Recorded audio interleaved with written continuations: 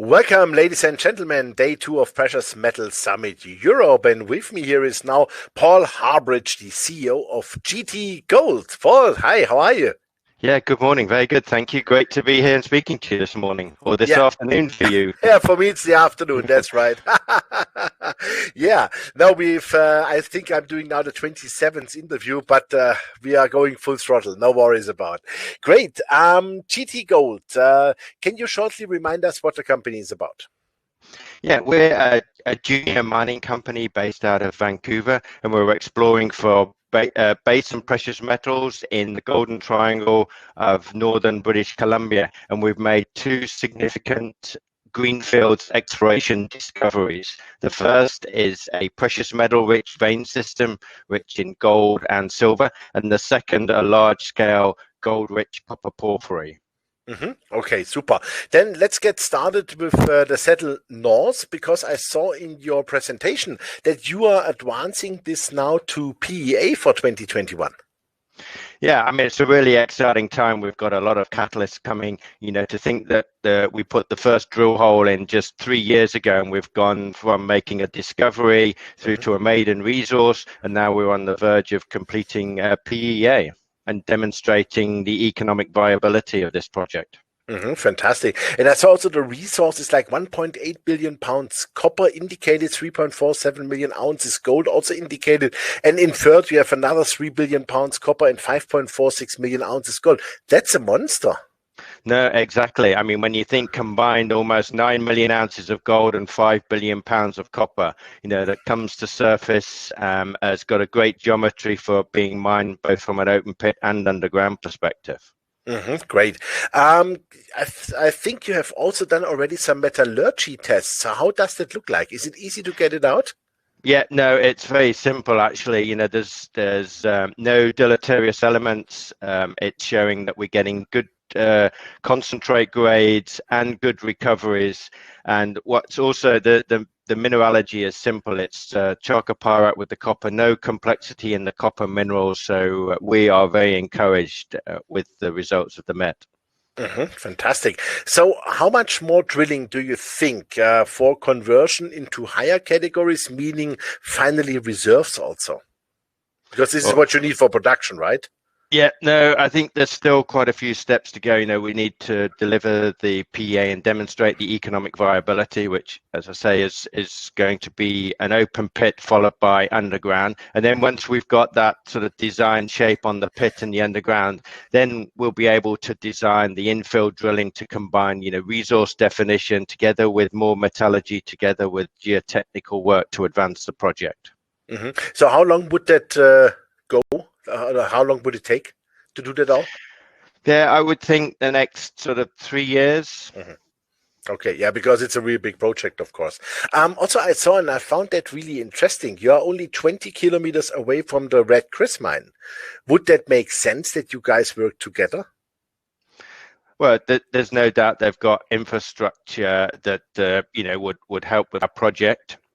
And again, I think the interesting point is in the last 2 years, the majors have arrived on the scene. You've had Newcrest come in and buy 70% controlling interest of the Red Chris mine from Imperial.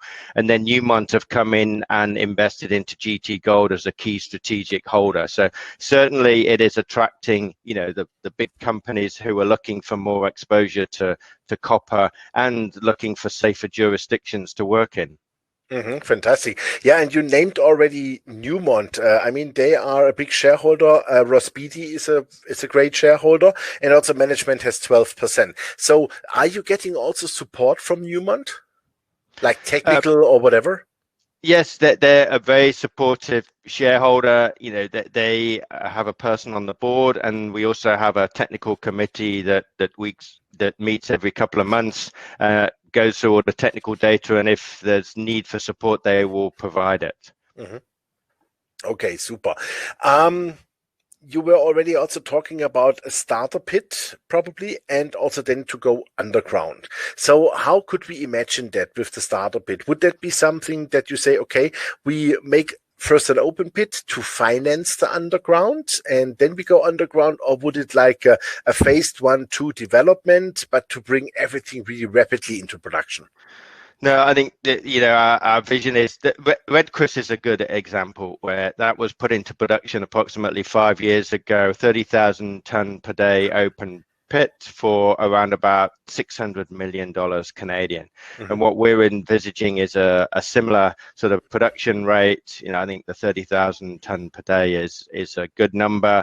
That would fund, and then the pit would help to repay the initial capital and support the development of the underground. So the reason behind having a pit would be it would bring upfront cash flow early, whereas opposed to if you just look at going underground, there's a lot of development capital, upfront capital before you get that cash flow back. So certainly lending itself to an open pit to get the cash flow moving. Fantastic. So, where do you see future upside? I saw something which is named the Quash Pass. What's with that? I think to start with, as I said, we've made 2 discoveries. So obviously the one that we've been doing all the work on is Saddle North, the gold-rich copper porphyry. And now as we deliver that to PEA, the second project in the pipeline is Saddle South, just 3 kilometers away. And that's a precious metal-rich vein system. I'll say higher grade gold and silver, no copper. It's in veins. It comes to surface. And we're busy now starting to initiate a program to put all that technical data together with the aim of delivering a maiden resource in that post the PEA on Saddle North, and then looking to augment that Saddle North PEA by bringing Saddle South into the development scenario. And that, we believe, also has the potential of driving significant cash flow. So let's assume Saddle North will be a mine. Could you then use the infrastructure for Saddle South? Most definitely. There may be a slightly different process because it is just precious metal based, but certainly all the mine infrastructure would certainly support this.